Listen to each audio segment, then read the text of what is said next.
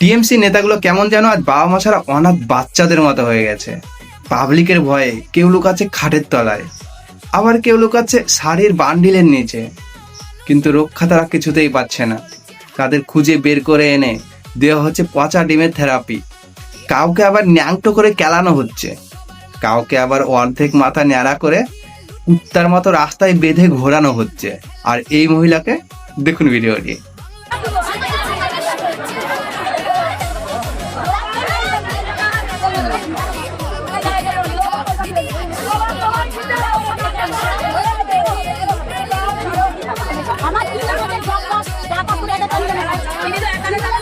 আমার